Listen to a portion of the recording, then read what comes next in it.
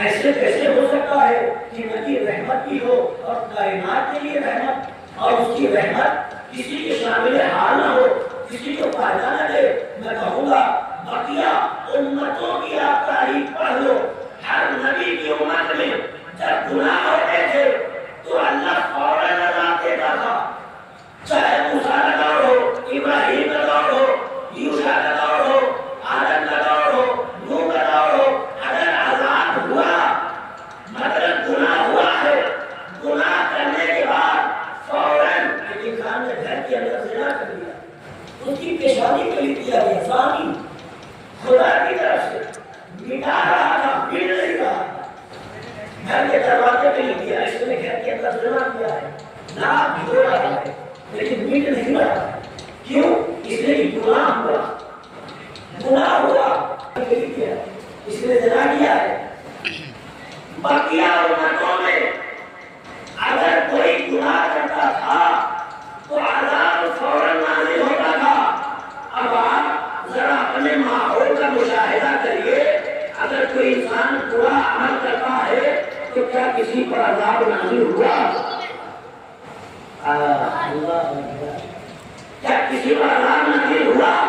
مثال نعوذ باللہ کوئی ایسا ہمارے درمیان میں کرے، اگر کسی نے زنا کر لیا تو آپ نے دیکھا پیشانی پہ کہ پیشانی پہ اللہ کی طرف سے آ گیا ہو کس نے زنا کیا ہے۔ کسی نے چوری کر لی تو کیا پیشانی کے دروازے پہ لکھ دیا گیا کس نے چوری کی ہے؟ کہا اس امت میں فوراً گناہ ملتا تھا، اس امت میں فوراً گناہ کیوں نہیں ملتا؟ کہا اس لیے کہ اس امت میں اللہ نے محمد جیسے رحمت للعالمین کو بھیجا، محمد جیسے رحمت للعالمین کو بھیجا۔ تو مولانا کی بھی بات تو سمجھ میں نہیں آئی، ابھی بھی بات سمجھ میں نہیں آئی۔ آپ کہتے ہیں کہ محمد کی رحمت سب کو نہیں مل سکتی، اور آپ تو کہہ رہے ہیں کہ اللہ نازل ہی نہیں ہوتا، مطلب سب کے ساتھ رحمت خدا، سب کے ساتھ رحمت نبی ہے، تو آپ کی بات کہاں واضح ہوئی؟ میں نے کہا ذرا مجلس کر کے محفل کر کے علی کا ذکر کر کے دیکھو، علی کا ذکر کر کے دیکھو، جو مومن ہوگا اس کا چہرہ نکل جائے گا اور محمد کی رحمت شامل ہو جائے گی، لیکن اگر منافق ہوگا تو چہرہ نکل جائے گا۔ مطلب یہ ہوا اللہ کا نبی رحمت بن کر بھی اس کی رحمت اس کے شامل حال نہیں ہوتی ہے۔ ایسا بات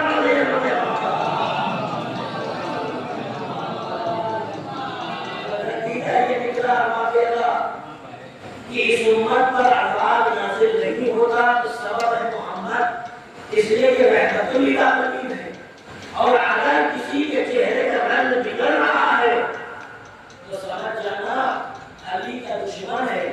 تو چہرہ کیوں لیا؟ اللہ کو چہرہ نہیں لیا ہونا چاہیے تھا، وہ سیدھا کر دیتا، پتہ ہی نہ چلتا یہ علی کا دشمن ہے، تو پتہ یہ چلا جو علی کا دشمن ہوتا ہے اسے محمد کی رحمت کی فائدہ نہیں پہنچاتی، جو اہل بیت کا دشمن ہوگا اسے کبھی بھی محمد کی رحمت فائدہ نہیں پہنچا سکتی ہے۔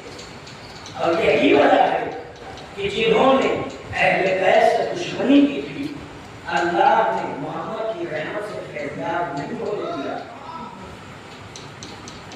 آج اس کا نام باقی ہے، اس کی قدر باقی ہے، اس کا وجود باقی ہے۔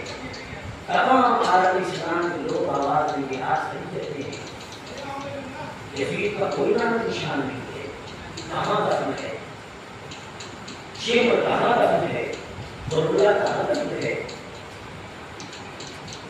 گرامی، ہم اور آپ بڑے خوش نصیب ہیں کہ ہمیں محمد اور آل محمد کی محبت نصیب ہوئی ہے، اور یہ ہمارے ایمان کی بنیاد ہے، اور اسی بنیاد کی بنیاد پر آج تک ہم اس کائنات کے زندہ اور پائندہ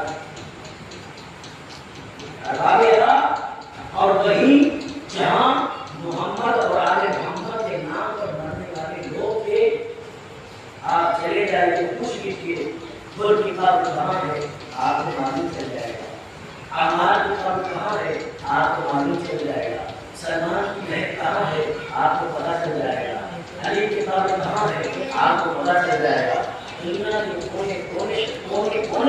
آتے ہیں صرف زیارت کرنے کے لیے. کیوں؟ اس لیے کہ اللہ نے ان کے نام کو واقع کیوں؟ اس لیے کہ صراط مستقیم پر چل رہے. انہوں نے کبھی محمد اور آل محمد کی مخالفت نہیں کی بلکہ ان کی محبت میں جان دینے والے ایسے ایسے ہیں احباب اللہ. میں آپ کو بیان کروں، ایک صحابی ہے، اصحاب حسین ہے، جو کربلا کے میدان میں تازے مسلمان ہوئے، نئی شادی ہوئی ہے. جب گھر والوں کو پتہ چلا کہ محمد کا نواسہ کربلا میں بھیج دیا گیا ہے اور حسین کے اوپر مصیبت آ گئی ہے، تو گھر بار چھوڑ کر ماں بیٹے اور بہو کربلا میں منتقل ہیں. اب تاریخ کہتی ہے، سودا کی ہے جو کہہ رہی ہے یہ شرط میں بچانے کی اجازت ہوگی. جب ماں نے دیکھا کہ میری بہو میدان میں جانے کی شرط لگا رہی ہے تو فوراً اپنی بہو کی طرف سے نہیں بیٹھے. اس کی بات نہیں سنی ہے. تازے مسلمان لوگ کرائی ہیں، لیکن قلب اتنا صاحب تھا کہ ہدایت اثر انداز ہوئی، اہل بیت کی ہدایت. تاریخ کہتی ہے فوراً نہیں بیٹھے.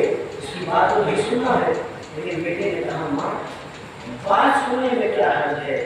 تاریخ کہتی ہے کہ جب پہلے کرمی نے کہا بتاؤ تمہاری کیا خواہش ہے، کیا شرط ہے، تو فوراً اس نے کہا اے میرے والی و وارث، میں آپ کو میدان کربلا میں جانے کی تبھی اجازت دوں گی جب آپ امام حسین سے اس بات کی ضمانت لے لیں گے کہ جنت میں آپ ہی میرے شریک حیات رہیں گے. اللہ اکبر، بہت عظیم جملہ. تاریخ کہتی ہے امام حسین علیہ السلام کی خدمت میں جناب وحب قلبی آئے، اجازت مانگی، ماں کے ذریعے سے بھی اجازت دی گئی. امام حسین علیہ السلام کریم مولا دل کی تمنا کو سمجھ رہے ہیں، میدان کارزار میں جانے کی اجازت دیتے ہیں. تاریخ کہتی ہے وحب قلبی میدان کارزار میں گئے، ظالموں کو فنار کرتے ہیں، اپنے ہنر دکھاتے ہیں. ماں تیرے خیمہ پہ کھڑی ہو کے اپنے بچے کی جنگ دیکھ رہی ہے اور جھوم رہی ہے کہ میرا بیٹا جنگ کر رہا ہے، میرا بیٹا جنگ کر رہا ہے. لیکن تاریخ کہتی ہے جب پہلے کنبی کے سر کو جدا کیا گیا اور انہوں نے ساتھ نے یہ کہہ دیا کہ جاؤ پہلے کنبی کی ماں کو یہ ساتھ دے دیا اور کہہ دو کہ تمہارے جن بیٹے کو ہم نے واسلے جہنم کر دیا. تاریخ کہتی ہے جب سر لے کر لوگ آگے بڑھے اور پہلے کنبی کی ماں کی خدمت میں پیش کر دیا تو ماں نے یہ سر یہ کہہ کر واپس کر دیا کہ ہم حسین کے چاہنے والے حسین کے نام پر جو کچھ قربان کر دیا کرتے ہیں اسے کبھی واپس نہیں لیا کرتے. اب ایسے ایسے چاہنے والے میدان کارزار میں آئے تھے حسین کی نصرت کرنے کے لیے. تاریخ کہتی ہے مسلم ابن اوسطا جب شہید ہو چکے، ایک کمسن بچہ ہے، کمسن بچہ ہے، کمر میں تلوار لگائے ہوئے میدان کارزار کی طرف جا رہا ہے. امام حسین نے اس بچے کو دیکھا تو پوچھا یہ کس کا بچہ ہے جو میدان کارزار کی طرف جا رہا ہے. عمر اتنی کمسن تھی کہ تلوار زمین میں لٹک رہی تھی. امام نے پوچھا یہ کس کا بچہ ہے؟ تاریخ کہتی ہے لوگوں نے کہا مولا یہ مسلم ابن اوسطا کا بچہ ہے. تاریخ کہتی ہے کہ مسلم کے یتیم بچے کو مولا حسین نے قریب بلایا اور پیشانی کا بوسہ دیا.